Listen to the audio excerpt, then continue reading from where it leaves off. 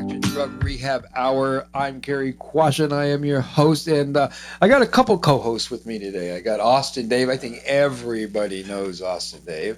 And a miracle happened today, Joe Messina. First of all, and then I got Joe Messina with me, and we'll introduce Joey in a minute. But a miracle happened today. Boy. Oh, I know, right? Do you know what it was? I lost Don't money. you owe me this deal. $20? Yes, I do. Oh, Austin showed up boy. on time. Austin showed up on time. I'm sure the audience already knows, considering I'm here at the beginning of the show, and they're like, wait a minute. Doesn't he usually come in like halfway through? Do you know what I usually I know, but do? they didn't know I lost $20. Do you know what I usually do? When Austin and I want to have coffee, right? And we pick at 10 o'clock. Oh, boy. I show up at 10:30 knowing I'm still going to wait. Oh, and I haven't been wrong. Sounds like Oh, Messina boy. time. Oh, does Joe do that Oh, too? my No, gosh. he's always been on time with me. That's okay. He's getting older and wiser then. Is that what? Oh, that's from your Ooh. Joe. That's from your kid. Yeah. We had to count 30 minutes extra for Messina time always. Well, that's better than 45 for Well, Austin Dave time. well. Did you know that why you're really here today? Oh, no. Is I don't know this why. an intervention for We're me? gonna roast you. I don't know why I'm here. Oh, that's fine. We're gonna roast. Do you want to start? Or do you want me to do it? No, you go for it. I mean, I told you he's all. No, we're gonna roast. Oh, Austin. him? Yeah. Oh my God. Don't you want to have fun? No, well, obviously he's having a hard time getting rolling today. What do you got? To have 2/3 of a cup of sugar there? With know. no Some brown extra stuff shot in of there? espresso. Just saying. It's what? And with a shot of espresso? Wow. There's two shots See? in there. That's your other drug That's rehab not right. I thing know. you Well, have to you know do. what? We're gonna do an intervention For him? either before the show ends or after. What do you think? Afterward, we'll just lock him in that Sugar corner and give him water. intervention? What's that? Yeah. this Sugar is- vention? Do you know why we're really here today, Austin? Because we care. Well, I mean, you look at it, and technically you're right. Well, he does it for free, too. Come on, let's be honest Coffee, about it. caffeine, espresso, it's all a drug. Exactly.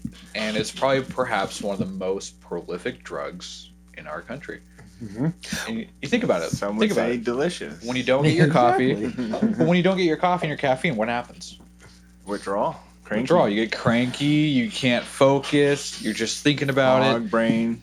it. Fog brain. Almost as bad as nicotine. It sounds familiar. Almost. Yeah. All those different, symptoms. I didn't know we were Withdrawal. going to start the show off in a negative way. No, this is all about. Oh, it's because hate you drink my a pot of coffee. coffee Still every day, drinking my don't coffee. We you? all It's like- we all enjoy. Do you know why coffee you're this here morning. today, Joe? I drink- Because we care. We have an intervention in, Yeah. In a minute. I mean, a people, pot of do you know coffee why? a day Do you know doesn't why? bother Do me you know at why all. your kid is here today? Yeah, we care about you. Yes, yeah. It's that 9 p.m. pot of coffee we're worried about. Right. You know what, Joe? Why don't we do that? That's a great idea. Why you and I known each other for how long? Oh, way too long, obviously. At least 15 plus years. And Easy. for a lot of that time, we speak about your kids. Yeah, that's And we true. speak about my kids. I mean, it's just what And we speak do. about the heart kids, too. Exactly. Yeah. Yeah, we speak a lot about the heart kids. Mhm. And we did that today. But we have Joey with us, which is one of your sons. And you asked. He's my oldest son. Yeah, he's your oldest son. And when we were talking The about it most last favorite. week, Huh? The most favorite. Yeah. that's what he says, but we're not going to tell anybody. I've 'Cause heard. To if the other grapevine. kids hear about it. So the other three think he's the most favorite. Oh, They do. This is the argument I have to have every time they're all together. Well, now they really do. Yeah, I know. Austin, he might need some therapy when we're done. What do you Yeah, think? I would suspect. So, but we've been speaking a lot, and then last week, I mean, you were telling me for the last few weeks how proud you are of Joey. Yeah. So, talk a little bit about Joey. You introduce him to us, and say whatever you want to say first. Yeah, he's not Joe because he hates Joe. I said Joey. He Yeah. yes, I Thank know he you. likes Joey. Thank you. Right. Thank you. You know, but no, I mean, I'm going to let him tell the story because I'm just along for the ride. He needed a ride over here, so I brought him over. But he's been through a lot, from being a young kid to his parents getting divorced. It wasn't a very happy situation, and then he got into the limelight, I believe, way too early. Too much attention around him for his cooking skills. He won several competitions. Was able to go to the Art Institute of California, right? Is what it was called, yeah. So he got to go to the Art Institute of California, but this is after he was in and out of a few rehab centers and tried to take himself out a couple of times. Yeah. And he was smart enough to, he used to tell me, I go to the computer, I go on that big interweb thing and find out what drugs work with what drugs in what way. How much I Right. could So take he at so once. at least he was thinking it through, right? I mean, But the bottom line with it is with everything he's been up and down through, you're familiar with the Phoenix House. He was there. Yeah. And we were joking earlier. I said the only guy who really had him nailed was not the professional with the PhD, but the guy that was missing half his teeth. Right. Right. The coke I addict that would have been wonder clean. why. Yeah, right. So he was the one that Done pegged it that. and said, "Don't do this. It's not going to work out well." And Yeah. it didn't work out well at first, but he's here today, doing what he loves to do, and he's been through a lot. But I'm going to let him tell his story. I'm not going to steal anything. Very from good. him. And don't we get some kind of treat later? Oh yeah. Oh, yeah. I brought a bunch of fresh. If baked they're still here. pastries. He's got some Oh, yeah. pastries. Pastries. That's pretty cool. So we'll acknowledge the sugar addictions after we enjoy the pastries. Yes. We're going to do a drug intervention by giving somebody more drugs. I like that. That's very perfect. Well, sugar is socially acceptable, so it's one of those type of drugs. But you gotta have some vice, right? I mean, if it's sugar, okay. But one day I'll quit that too. Exactly. But not today. No. I think I've quit enough stuff for right now. But it's like you Exactly. said, socially acceptable. Coffee, Yeah. the sugar, Yeah. it could be anything really. Some people eat corn nuts, Pie. and that's their thing. That's right. I had a friend of mine. Loud and smelly. Yeah, I corn had, nuts. I had a friend of mine. A friend of mine named High Eddie. school. 30 years ago, told me 35 years ago. He said, "Let's open drive-through coffee shops." He said, "It's gonna kill it." And I went, "Huh?" I should have listened. Right. It's killing it. Look what's going on in this country with coffee. Amazing. Oh, yeah. Even Starbucks, it looks like they're starting to close most of their coffee places unless it has a drive-through. Well, you look at Soledad and White's Canyon, that intersection which most people know in Canyon Country, which is home to that, really, I can't say historic clock tower, temperature tower, but I can say it's been there for a very long time. And seeing how the building that was once there, that accompanied it, is gone, and there's a new building kind of, it's coming up pretty fast. It's a Starbucks. Oh. Is that what they're building there? Yes, Oh, most come on. Could but we most do that? but most people don't know That was the bank. With that this, yeah, Yeah. but one of the first Starbucks in Santa Clarita is there, across the street, I was gonna say. and it's going to move. So they can have a drive-through, Oh. but they're keeping the clock tower. that little Starbucks across Yes. the street. That Yeah. makes more Yeah, sense. they're going to move it, but like you said, people are trying to get things quickly and more easily. Of course. Mm-hmm. So back to going there, Joey. Yes. I'm excited to have you here because first of all, I love your dad. Me I too. do. And it's not because he's cute, No. but he's just a guy that really cares about Santa Clarita, and he cares about the Hart School districts, and he cares about all the kids, and he cares about the family. But more than that, he loves his family, and you're his favorite member. Exactly. I do. So tell us your story. What happened? Oh, where to begin? Yeah, remember the day you were walking down the street, and you looked up into the sky, and a bong fell into your hands and said, "Smoke me." Gosh. Yeah, kind of. Yes. you Oh my remember- gosh. It's kind of crazy because I've been clean for 42 years, working on 43, and I still don't remember the first time I got high. Oh, I do. Tell us. I have a weird kind of semi-photogenic memory, which is good and bad. Yeah. This is, I don't know what it is nowadays, but I know at my time, I was 11 when I first junior high. And honestly, there was nothing about people like fit in or to be socially acceptable or like the party scene. It was none of that. To my knowledge at the time, it was almost like, people just smoke weed. And being in California, I don't know if that's kind of just the vibe I got or whatever. Right. But I was like 11, smoke weed. I do know, I think I also had older cousins that did it, and it was kind of in the family, so to speak. So it just was something they did. And I was like, oh, I'm at that point. 6th grade, smoking weed, cool. Not thinking anything of it. So it was like the morning. And of course, this is part where drugs and cooking intersect. Because at the time, I've already known since I was 8 I wanted to be a chef. So there was that weird thing I didn't have to wrestle with. Most kids did, like, what do I want to be when I grow up? A dinosaur? A doctor? No, I knew I wanted to be a chef. And so by the time I hit 6th grade, weed was there, and then I also had OMET class, which made sense because of munchies. I was like, oh, it's a win-win-win for me. Right. I get all the good parts of life. Get to smoke weed, eat food, and cook, which I love to do. What do you mean weed was there? How did it show up when you were 11? Uh, I mean, not that I want you to snitch on anybody. But no, just you just know people, and I was in public school, and it was just you just know people, you just talk to people, you hear things on the schoolyard. Isn't that crazy? Because today Yeah. we know it's everywhere. Right. But you're older than 11, that's for sure. Absolutely, But it's been around in schools for that Forever. long. And when people come to us and they bring That's kids, over 20 years ago. Think I about it. know. But when people come to us and they say my kid got caught or whatever at school and this is his first time, it's always been six months to 18 months they've been doing it before parents seem to find out Oh, about yeah. it. And usually they start between 11 and 12, 11 and 13. Mhm. So that makes perfect sense. Yeah. But I have a hard time convincing people that. No, it was Convince them. Yeah, it was absolutely there. It was like you talk about it one day in class, and the next day you're like, "Yeah, we'll smoke a joint tomorrow morning." Austin, 20 years ago. Done. And we didn't have cell phones or texting or the social media connections. Good old fashioned, hey, let's meet out front of school tomorrow kind of deal.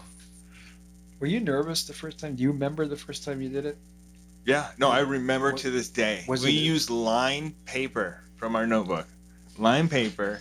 And it It's was, the first. I haven't heard Yeah. that one yet. and then it was like the good old fashioned late 90s stems and sticks weed. If some of you who know are familiar with that. So it wasn't the greatest, but yeah, I remember to this day. And it was like, cool.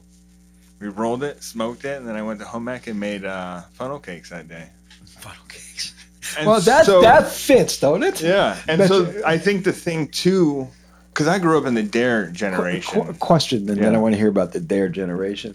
Was it the school friends that got it for you, or was it family, cousins, uncles? aunts? School friends. So just people in school Yeah. in general. So they were also your age. Yeah, and I was in 6th, so they were probably in 7th and 8th, and it was the middle school, so it was 6th, 7th, 8th. And they probably had older siblings. Exactly. who- Yeah. So when I'm telling everybody it starts in middle school, I'm not fabricating honestly, anything. and this was in the 90s. I knew people in 5th grade that were were introduced to smoking weed. Makes sense. Yeah. I see that all the time, but I have a hard time explaining that to their families. Yeah, it's crazy. Yeah, and so that happened, and then speaking of the D.A.R.E generation, it was always scary. Drugs will this and that, and so aggressive. And I was like, yo, I'm feeling great. I just smoked with 2 cute girls. I'm eating funnel cakes in middle school. This is awesome. I fit in. They I'm part of lied. this thing. And Exactly. that- Say that again. They lied to me. This is And fun. that's the problem. That's Yeah. the problem. Remember Reefer Madness? Did you ever see that? Oh, I love that movie.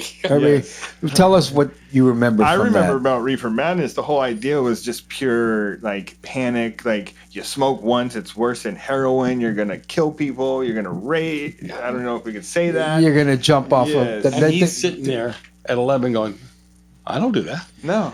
We saw. Remember Reefer Madness? That scene when the person was on the roof Yeah. and thought they could fly and were going to jump off the roof. Now anybody smoking weed knew that wasn't true. You don't even have enough energy to get on the roof. Well, today's THC, it might happen, but Fair that, enough. Back then, you Fair took enough. one joint would last you 3 days because you Yeah. took 2 or 3 hits off it. and if there were too many stems, you get a big headache. Yeah, exactly. So go on. So you would tell us that first time since you remember Yeah, it. and so in class, having fun, baking funnel cakes, all that, and I was like, this is awesome. And so it just kind of went from there, and So let me ask you something. yeah. Austin, he's a big time reporter. Everybody knows Austin, right? Okay.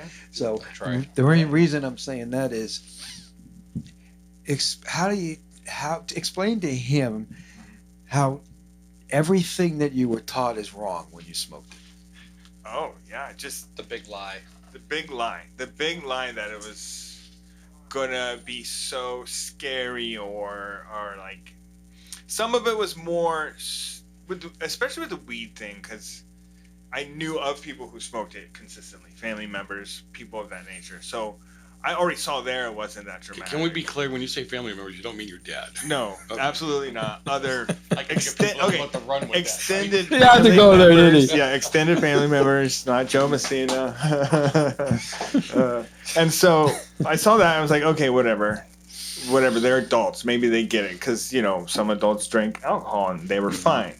And so okay, I could get that as a kid, but then once I actually enjoyed it, and I was like, oh, I'm smoking weed and I'm not trying to go slam heroin tomorrow. And you're not turning into a zombie. Exactly. And I'm still going to school, skateboarding with friends, playing ball, doing the normal stuff.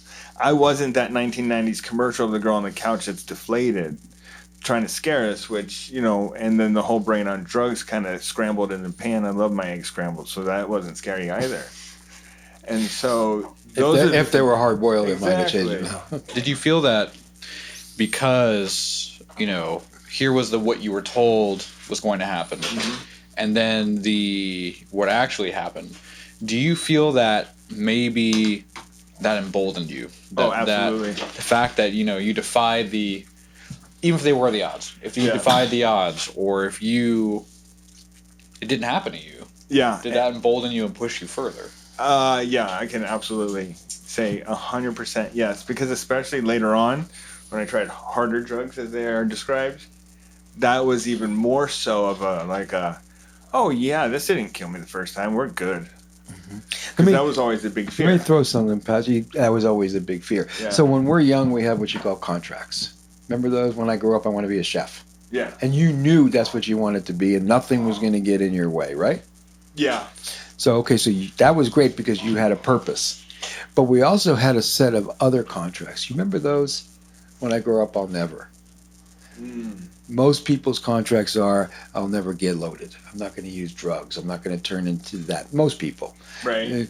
And then what happens is they hang out with their cousins or their aunts or their uncles or school people, and somebody's starting smoking weed. And you see, okay, it doesn't look that bad. And you convince yourself, it might be fun. And then you get high. And exactly what happens. It feels good. Right. And you don't see all the problems that might come. So the contract is, okay, so it's only pot. I'll never use hard drugs because I'm scared, like you just said. But as we break our contracts, we smoke weed, eventually another drug comes into the mix. And most of us say, no, it's hard. I don't want to mess with that. I'm scared. But then eventually we try it. And then all stuff hits the fan. Exactly. So from the weed was good for a minute. And then what happened? How did you go from that to something else? What was that point in time where things took a turn? Honestly, we lasted from 6th grade to college for me. I didn't think anything else. I was just skateboarding, smoking weed, and bing bong boom, playing ball, having a fine time. Even in my 10th grade year, still got straight A's. So it never was that for me. I think what I'm asking is, when did it go from weed to something else? Okay. When did the contract start breaking? I got to college. Oh. I got a lot more freedom. Yeah. I didn't have to answer to anybody. Boy, I hear that a lot. Yeah, I didn't have to be home at a certain time. And then, rehab. I just got out of rehab about a month and a half earlier. What got you to rehab? Because what I understand, Prior to that? you were in some when you were young. Yes. So, it went from we moved from Lakewood, California, back up to the valley, so that my dad could be closer to my siblings. And we went like a 2 weeks on, 2 weeks off kind of situation. Fine. I went back to an old high school where I knew a lot of people. Awesome. From that point, I was writing a friend in Lakewood still. They got one of the letters that talked about me smoking weed. And that prompted them to say, hey, maybe we should send him to Phoenix House, get him out of the situation, get him away from the people, and see if that would help. Right. Phoenix House worked out perfectly for me in the sense of, I was like one of the only weed people in there, because it was meant for harder people with a lot more crimes as well. Yeah, it's Phoenix. That wasn't me. And so to me, again, there was another scenario where I'm not that bad. And they had a culinary program. So again, it was like a win-win for me. And I could follow rules for a year. That's easy. Right. And so... yeah, the structure is always good anyway. Yeah, I loved it. I loved it. And no disrespect to my parents, I didn't have to deal with them going back and forth about the kids. And that divorce thing is always hard on kids. Yeah, No matter what and- you do. Yeah. I told him he didn't have to hold anything back. Yeah, No and problem. the 2 weeks on, 2 weeks on, I think was A nightmare. very unhealthy for me personally. And so being able to go somewhere where I was stable consistently was awesome. Right. Yeah, because you know the structure. You know what you can and what you can't do. You know the rules. The rules are firm. They're right in stone. And you feel safe. And I also had this weird thing of like respecting the environment where even if people got drugs in there, I wasn't going to do them. Gotcha. Because I was like, I just want to get out of here eventually.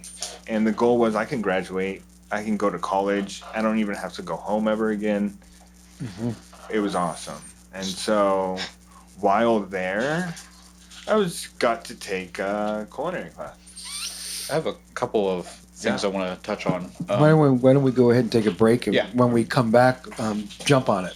This is the Action Drug Touch Rehab away. Hour. We will be right back. Welcome back to the Action Drug Rehab Hour. I'm Cary Quashen.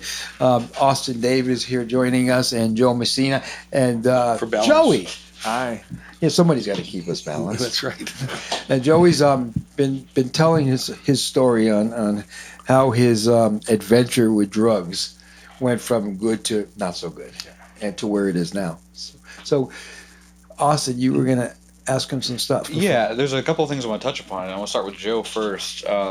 Joe, when did you first realize that something was up, and what was it? What led you to, as a parent, realize? Because parents, I feel like they're the ones who are closest to their children. They know when something's wrong. At least they used to. For you, what kind of tipped you off that hey, something's kind of up? They weren't living with me when they were that young, when he was that young. And so I would go to every event. I could go to the schools, and so I got to know the teachers and what have you. And they kind of tipped me off to the fact that, he's not here when he's here. You know what I mean? Yeah. So it was one of those things. And as he alluded to earlier, there were you might as well had two households that were on two different planets. So it was very tough to enforce things when they were with me, and then have things happen at home. So I think the big part of it was just me holding to what I believed was true and right and the right thing to do. So we finally got him into counseling though at one point. Remember that woman we took you to in La Crescenta? Yeah. And she threw me over the top because she said, well, he needs more hugs and kisses. He needs more love. I said, oh, yeah, that'll work for him, I'm sure. And you want to give him some more time out so he can plot how he can get more drugs into the house without anybody seeing him. But that's what tipped me off to it. As a parent, was it scary when, they came to you? Because you're expecting, like, you go to school, kids doing fine. Maybe there's one thing up, maybe it's a test or something. Yeah. How did you feel when you were told by the teachers that, something's up? You helpless, really, because again, there were two different lifestyles they were living, right? And it would be different. I know divorced parents, not a lot, but I know divorced parents that are on the same page. Their differences came from whether it was infidelity or whatever, money usually is a big one. But when it came to how to raise the kids and what they were going to be exposed to, they were very much on the same page. So for me, it was pretty much helpless. And then I started to work at trying to get custody, trying to get more time with them. And to his point, moving up there, getting involved, getting into the schools to see what was going on with them and what they were going through. And for parents today who, they don't get the luxury of a teacher calling them, I feel, as much. It's kind of there's a bit of a distance. Right, but they called because I was involved. I didn't just show up, on just open house night, okay? I showed up on other things. I would read with them, or I wouldn't read with them. I'd make them show me their homework from the week, right? Where you were at, what was going on, and you have to pay attention. Okay, the kid's in sixth grade, and he doesn't know, he doesn't even know how to spell fraction, let alone what it is. Okay, we got a problem here. Is he even going to school? That kind of stuff. Now, so you were a very involved parent. That's what you were. Yeah, probably overly involved if you listen to them. But imagine if you weren't. Imagine if you weren't. Let me tell you a quick story about that. Yeah. Yeah. When he was going through it big time, okay, at one point in time, I had a counselor say to me at Phoenix House, you need to back off because the other parent's so promiscuous with things, you're going to end up killing these kids. And you go home and you think in your head, am I going to be the cause of something? And you know, I'm a committed Christian. I put it to prayer, and I said, you know what? There's a plan here how to raise children. I'm not going to back off that plan. If they hate me when they're old enough and they never talk to me again, so be it. At least you they're also, alive. you At least they're also alive came to hate from you. love. Oh, I did come from, I have a big Italian family. You know, a slap at the head, a kiss on the lips. I mean, we had love and discipline. But just imagine, you know, as a parent, you know, for you, what if he wasn't involved? Yeah, I'd be even more of a hot mess than I am now. No, I'm just kidding. So imagine if you didn't have that person, that support. Because there's a lot of, I feel like there's a lot of people who are that age, the age that you were in, that you were at that time, who are that age now, who don't have that parental support, who don't have someone who's involved, who don't have someone who can be their backbone or their support, or they have someone and they don't have a connection with them. Right. You know, you look at, you know, your dad who was trying to back you up the whole time. Imagine for those people couldn't. that today who are that age who don't have that. Yeah, I couldn't. That's why we're losing so many kids today, because Yeah. their families are not involved anymore. They don't know what's going on. You know. So, but just real quickly back to you. So you did the pot thing, and then somebody sent you a text or an email, right? And you were in college, and then things changed. Yeah, yeah. So I finally made it to college, and I was like, oh, this is cool. And having fun and, you know, smoking weed, talking about how the moon landing was fake, you know, all the normal college stuff you do. And Just like reefer madness. Yeah, exactly. And then you end up like, oh, they're throwing a party at The moon landing was fake. Yeah. I like that one. Yeah. And so they're like, oh, there's a party over at so and so whatever, and you're like, okay, cool. You roll through the party, you're hanging out, you've seen friends from school, new people you meet, smoking a Here little comes weed. the contracts. Exactly. And you're like, oh, awesome. I don't have class this weekend. I'm not working. I'm new to college. Cool. And then somebody's like, hey, you want to try Coke? And you're like, yeah, let's try Coke. I'm an adventurer. I'm in college. I'm young. Why not? There's And there's that contract. there was honestly, and I don't know if this was being a firstborn thing, if this was just I'm hard-headed, if this, I honestly don't know to this day. All of the But above. yeah, it was more of like, yeah, let's try this and see what happens. I wasn't trying to hurt myself. I wasn't trying to go down any type of road. School was good, so there was none of those things. Joey, that crossed my mind. most everybody that uses drugs Uh-huh. really does it innocently at first. Okay, fair enough. And then it That makes sense. then it Yeah. eventually it backfires. The mystery of it all. Exactly. So, but go on. That's awesome. Your story's good. So I do that, and of course, I was like, you know, having a good time. I was like, oh, that feels good. And you don't think anything of it. You go home. It's a normal night. There's no rage, partying. There's no, like, drunken stupor. So another successful night with a drug they lied to me about. Right. Period. And so I was like, oh, cool. Boy, he puts that so right, don't he? Yeah. Well, that's the thing. You think about it, and we always find a way to approach things from the way we think it should be approached. Right. We don't meet someone where they are. I was going to say, or they'll come at you at their rock bottom, and you're like, yo, I'm on top right now. I Apples to can't even oranges. see your rock bottom. Yeah, and that's the thing. It's you kind of. Do you feel like people talk to you at that point? They were talking to you in a way that didn't connect with you. Like, In terms of like, you know, don't do this, don't do that, don't do this because of this. Do you feel like that approach didn't connect with you? yeah, because I think it was just kind of a parroting what the news said, or what the commercial said, or what the socially acceptable say no to drugs line was at that time. Looking Like- back at it though, But what he approach- wasn't, hold on a second. Yeah. He wasn't weak of character. Yeah. He was very, firstborn, like he said. Yeah, But I knew attached, I wanted we'll to say a do it. tad spoiled to a degree, okay? Yeah. He was very sure of himself, okay? Mhm. So going down that road for a parent, and looking at him going through this stuff and always coming out on top, what am I going to do? Look at him and say, hey, drugs will kill you. Well, how do you tell somebody? Here's the thing. How do you tell someone like you Yeah. that you got a good head on your shoulders? Things are good. You're in college. You're smoking weed. You're having fun. You're partying with your friends. Cocaine felt good. How do you tell someone that's bad? Yeah. That's the hard part. What do you mean it's bad? I'm in college. I'm getting high. It feels good. I'm having fun. And I they got were- new friends. They were filming him on Cook TV. Was They're it? filming me on TV. Yeah. So go from there. Now, So because it did turn bad. Oh, absolutely, absolutely. And so what happens is, that's happening, and then of course during culinary school they were filming a TV show for me on the Food Network, and so I was one of 8 or 12 students that got on the show out of 300 students. So there was that kind of bustle and hustle and popularity that came about. So now it's even cooler. I'm doing that. I'm doing this. I'm having fun. Things are going well. Things are going well, and I'm that's on TV. Yeah, I'm and in college. Defying the odds still. Exactly. And so now I'm hanging out with older people in college, and I'm getting to go into bars without being ID'd. I'm getting to drink, and now UCLA is down the street, and I'm like, oh, we can go to parties there. And they have more drugs there. And it's like, oh, is that Molly? What? Well, I don't care what it is. Let's try it. It's really that simple. And I was like, I've had fun so far. I'm going to keep having fun. That looks fun. Right. And then you go from there. And then is what they call the experimentation phase, I guess. Because it really was for me in the beginning part. You're like, that's fun. That's not so fun. And I will admit, I tried it all.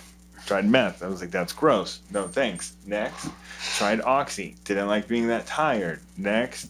I found that the uppers did it for me in the cocaine because it was more of a sociably acceptable drug. You found your drug. This is back to being smart. Yeah, especially, And that's the thing. and I hate to say this, but especially being in LA where half of professionals use it socially. It's just that simple. Especially when you're in the mix of the Food Network and cooking school and college. I mean, you're now in that group of people that are doing it On the west side of LA. on the west side in LA where there's money and Exactly. all that stuff. But it didn't last long, did it? No. So I think what happened was the age old, like, I got the dealer that would give me extra in the beginning, charge me a lower price, and I thought I was getting good deals. But he was just setting me up to, absolutely need it. It went from once a month to every weekend to a little bump in the morning to where, like, I got to the point, and this was college, where, I was, buying a ball or two every week. Because I was also working. So I would work Thursday through Sunday, make good, decent money, go to college Monday, Tuesday, Wednesday, still living kind of okay, but just drinking a lot and doing cocaine. And then it got to the point where I think I probably got myself into a psychosis, I would say, to this point, because it got to the point where just one day I was like, I'm just gonna swallow a half bottle of Tylenol PM, and then Out of nowhere, huh? yeah, literally, exactly. That's a perfect way you put it, because it was just like I was sitting there, and I was just tired, and I'm like, it kind of was not fun, but it was fun in the same way, because I could go out and have an awesome night, but then it was the rest of the week where I had to keep up that using, and I was like, I'm not having fun doing this. I want the nighttime fun with the people and the friends, not I have to go to the bathroom every 30 minutes at school to do this. And then finally one day, Party was over. yeah, for me, I was like, I'm done with this. And so I just ate like a half bottle of Tylenol PM, went to school to drop off my note to the counselor, in which I was seeing occasionally, because I knew the more money I made, the worse this was going to be for me. Yeah. Because the money just went straight to the dealer. Fuel. And I got to the grossing point where I was like enveloping my money for different drugs. Like, I'm going to spend this much on Molly this week, this much on this much on that, and we'll have a fun week. Right. And then finally, You really had it all planned out. Yeah, I mean, that's yeah. addiction to the max. it was. And then I knew what I could. I always say and my couldn't two do. smartest kids are the worst. Yes. Did the most drugs. That's They're for exactly sure. the same, And too. that's the catch. You know, So you swallowed a bottle of pills. Go from there. Yeah. Swallowed a bottle of pills. Only because I don't want to run out No of time. worries. Went to the school, dropped off my note, and the counselor ended up calling 911, and that's how I ended up in UCLA. You got lucky, buddy. Yeah. You know that Tylenol is one of the things that kill most Yeah. because people don't think it's going to, and it destroys livers, and well, you know all that. No, I did the research. I'm sure. Yeah. You knew what you were doing, didn't you? Yeah. So Tried to. you really tried to kill yourself. Yeah. How does somebody feel? How old were you? At that time, 18. Yeah. Remember how you felt at that moment Taking them? when you made a decision to take them? Yeah. What was it like? Relief. That's what I Yeah. thought. Yeah, it Well, absolutely you were was. at a point of no hope. You didn't. Yeah, not even no hope. I was just tired, and I was like, I'll take these, fall asleep, and then at the time, even though I was doing all the drugs, I still believed in Jesus, and I still do. And so for me, it was like, I'll just go be with Jesus. So That you seems just- like a win. You didn't want to feel the pain. You didn't want to feel the pain anymore. No. And it was like the pain of keeping up this lifestyle. Right. That was the nightmare. Not even showing off for the camera or for the friends. Like, oh, I have to do cocaine again. I know I don't have to, But it becomes. But that's what Yeah. happens. It becomes a job, and it's a nightmare. a nightmare. It turns Just wanted good to dreams sleep into one terrible. night. Yeah. Sorry. Joe. He get when he gets out of the hospital. A little while after that, I went out and saw him, and then brought him up here. Remember, we had lunch at one of the Italian restaurants up here. Yeah, that was a figures. few Well, years later. Yeah, and he, whatever. Memory. Hey, at my age, they're all. It's okay, It's it's a day. okay. It's a couple days later. It's okay. Anyway, we're together, and he seems upbeat, and he's happy, and he's got things together, and he's got a plan in his mind, and how he's gonna move on with life and whatever and what have you. And I said, okay, well that's cool. He's in a good place. I drive him home, and later on that day he tries to commit suicide. Yeah. I'm thinking, Because how did I miss that? Oh, that day. I was thinking of something. I don't know that Oh. you missed it. I think what happened is he made a decision before that he knew what was going to happen. And when you know you're going to do something like that and you make peace with it, you're almost in a good place. Yeah. Yeah, you're like, it'll be all good. Yeah. But you know what? I'm glad it was all bad and Me that, too. that you're Yeah, I'm glad alive. you screwed up. Can you imagine? Think about this for a second. Can you imagine if you really would have died? What you'd be missing? Oh, now, yeah. I mean, it's just the thought is like almost Mind-boggling. mind-boggling because all this good stuff that you have in your life now, it would be gone. No. All totally that gone. good stuff coming would never be there. Imagine how you would have I felt. was gonna say the ripples. That's Oh, the yeah. other thing. People understand. Yeah, it may be better for them when I'm not around, but it's also worse for everybody. Of course. It's you say that it's a tough place to be, and I won't get all spiritually hooky on you, but I believe I knew where he was going to, and I saw the pain in him and with him on a regular basis, and the crap going on in his life, and I think you get to the point where you start going, he'd be better off with Jesus than he is here. He's not getting it. He's not getting better, and you don't want to see your kids suffer. Of course you look at him, go, this is killing you. Do you see that? And he's just looking at you, go, oh, no. Doesn't seem to care. Look where he's at now, Joe. Oh yeah. Could you be more proud? No, I mean, No, really. I mean, how? well, he's gonna own. Yeah, Look at him. He's when he opens up killing his it. own restaurant, I'll be even prouder because then I can eat. Oh, that's gonna Then happen. I can eat for free. Yeah. That's gonna happen. You know what I'm gonna do? I want to take a break now so we could go straight through. Does that work for you? So we'll be right back.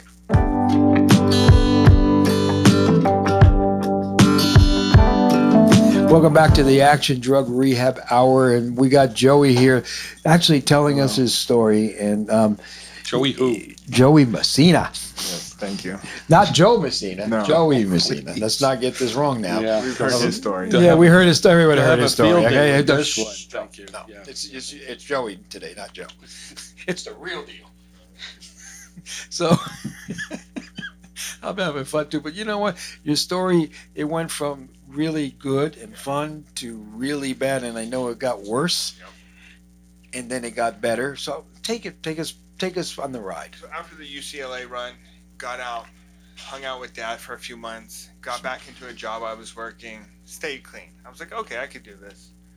3 months later, got back into school. So far, so good. Quit smoking weed. Was one of those situations. Fell in love with somebody, got married. I was like, cool. Didn't really do the meeting thing. Didn't really just go down that road. I was like, oh, I'm just done using. 10 years later, ended up getting divorced, lost a child in part of that process, had other kids as well. So that was very devastating for me. Wasn't sure how to handle it. And I think with the loss of the child and the divorce, threw me for a spin. The pain was terrible. It was. But what I did at the time, not on drugs, smoking weed here and there, jumped into work. Work became a drug for me. Mhm. and the popularity of being in management and running something from the top down became a drug to me. Right. Getting popular in that sense became a drug to me. And then with that, being successful at work, started going out. And the divorce didn't hurt so bad. Right. The loss of the child didn't hurt so bad.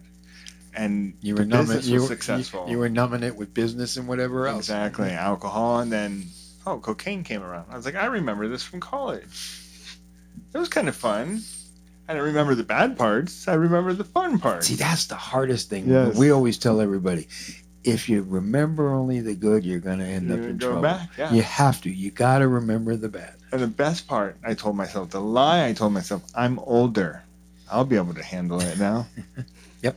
I'm not a dumb college kid, even though I was still more mentally. mature. Yeah, mature. And so, right back into it. Working a good 80 hours a week, partying another 20. Like, I could do this. Cocaine keeps me awake. Alcohol will put me to sleep. We're good to go.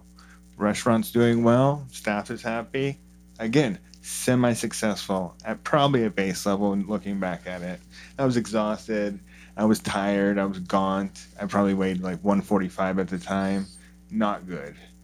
And with that one, over a period of about a year of that lifestyle of almost daily cocaine use, I think I worked myself into a psychosis and got myself legally in trouble to the point where I went away for about 6 months. Right. And that got me forcibly clean. That might have saved your life. I was going to just say that did save my life. Mm-hmm. Because the mountain helped me deal with the mental aspect of getting clean. A river community, it was, dual diagnosis, things of that nature. The jail helped me just stop, hardcore stop. Right. You don't have much choice. No choice. And so I had to deal with it in the moment. Had to stay clean. Cigarettes, coke, alcohol, weed, done. Just deal with it. And it really did save my life. Awesome. That's really good. Spent the 9 months in the rehab river community on the mountain. Loved it. Came out. Found the gym. Found cooking again. Because that has always been there. That's the one thing. I was talking to my dad about this before. The gym, cooking, just always being there. I always had something to go back to. On drugs, off of drugs. I can go cook somewhere. I can make a little money. I can feed myself. So that's a big thing I'm always passionate about too. Helping people find something they love to do. And that's the great thing that you've always had. Yeah. You've had a passion, and which gave you a purpose. Bingo. And the hardest thing for people to do that are getting clean is to find their purpose and their passion. Because they just go back to the old habit. Right, but you've always had that. That's really neat. And now you're killing it, aren't you? Listen to this. Growing. Tell them what you're doing. So I work at this place called Ensamada Project in Newhall. Newer Filipino breakfast pastry place. Mm-hmm. It's like, imagine a brioche bun with cupcake frosting on top. You don't have to tell me. Uh-oh. I've been trying to track you guys down for forever to do a story. You just found them. Yeah, I know. That's why I'm saying this happens all the time. Oh, there he goes. It's like out of nowhere, and I'm like, Yeah, I'm here. Yeah. yeah, So you guys were at the, I think the 626 night market. Yep. Yeah. Yeah. And I was like, all over. I was like, Newhall. I was like, wait a minute. Yeah. Where? And then Down the I street. heard the story, and I was like, this is really interesting. Yeah. Ah. We'll set something up. Yes, we will. Awesome. Wow. Well, but Small you world. went in there. Glad and we it could was help. It was just kind of Right. right. I won't say ho hum because No, it was good stuff. But go so ahead. it was like a small mom and pop. They've been doing it out of their home for years, then renting ghost kitchens, and they finally landed on this place locally. And it was one of those things where I just got done doing a lot of meal prepping for people. They moved out of the state, and I was like, oh, I'll go back to the bakery. Didn't think anything of it, and I saw so much potential. And I'm just like, oh, this place could be awesome. Local community, hiring people locally. I know we have a culinary school locally. And that's one thing that helped me. Having a trade to always fall back on. So that I didn't have to fall back on just feeling good all the time. Because part of my identity is being a chef. Not the whole thing. So your life really turned around, and you look and sound happy. Yes, yeah, absolutely. absolutely. I mean, you really do. That's Yeah. when Joe said you wanted to come on, I was like, this is really cool, man, Yeah. because you got a great story. And He's Italian. It's all about food.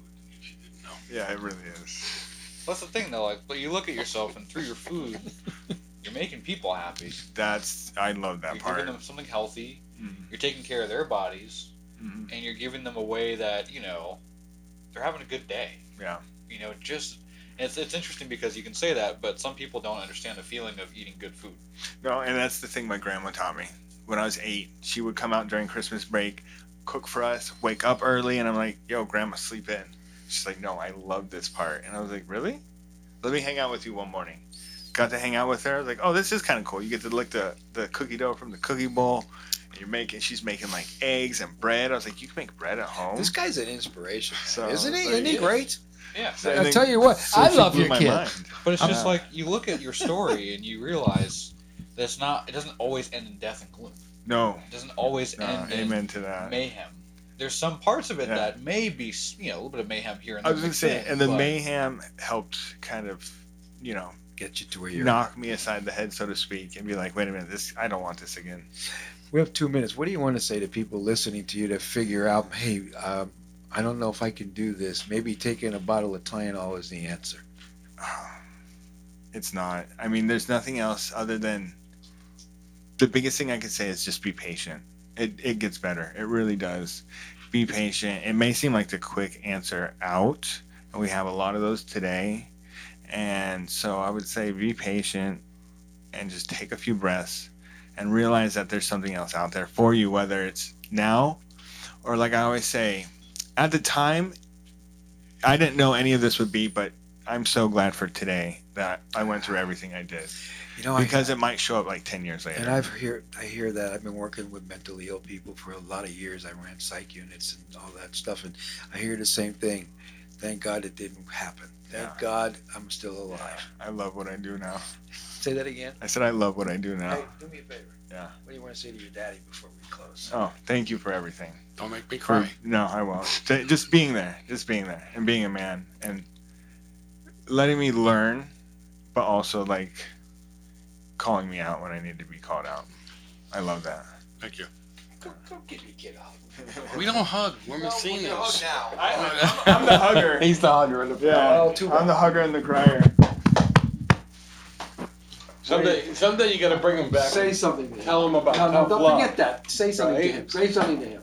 What am I gonna say? I I don't love care. him. I'm Tell glad. him. Don't tell me. I do tell him. I love him. I'm glad he's still here. You I'm talk pr- to him. Oh, Yeah, talk to him. that's a microphone.